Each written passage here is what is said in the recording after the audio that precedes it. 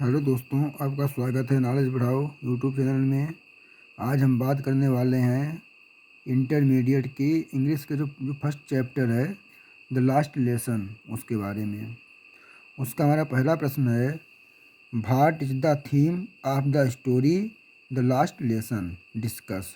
यानी कहानी the last lesson की विषय वस्तु क्या है, विवेचना कीजिए। हम आज इसके विषय में चर्चा करेंगे। हमारा इसका आंसर होगा, the theme of the story the last lesson is the pain that is inflicted on the people of a territory by its conquerors by taking away the right to study और speak their own language. The Germans have conquered a territory of France in the battle. This territory comprises Alsace and Lorraine. The order comes from Berlin that only German will be taught in the schools of Alsace and Lorraine, and the new master will come the next day. It was a great pain inflicted on the people of Alsace and Lorraine. Their right to study or speak French was taken away by the Germans. Village people came to the school. They sat quietly on the back benches that were always empty.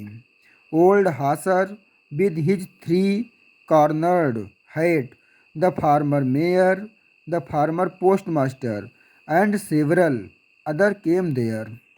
They were visibly upset that they had been divided of their mother tongue. The atmosphere of the school was somber. Village people were crying that they had been deprived of their right to study or speak their own language as French।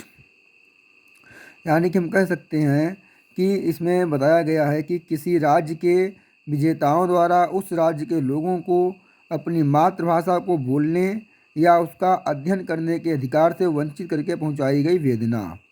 German लोगों ने युद्ध में France के एक भाग पर विजय प्राप्त कर ली है। राज्य के इस भाग में अल्सास और लॉरेन आते हैं। बर्लिन से आदेश प्राप्त हुआ कि अल्सास और लॉरेन के स्कूलों में केवल जर्मन भाषा पढ़ाई जाएगी और नया मास्टर कल आ जाएगा। इस आदेश से अल्सास और लॉरेन के लोगों को गहरी वेदना पहुंची। जर्मन लोगों ने इनके फ्रेंच भाषा पढ़ने या बोलने के अधिकार से इनको वंचित कर दिया। गांव के लोग स्कूल में आए। वे शांति से उन पिछली बेंचों पर बैठ गए जो सदैव खाली पड़ी रहती थीं। वृद्ध हाउजर, जो तिकोना हैट पहने था, पूर्व मेयर, पूर्व पोस्टमास्टर और अन्य लोग वहां आए।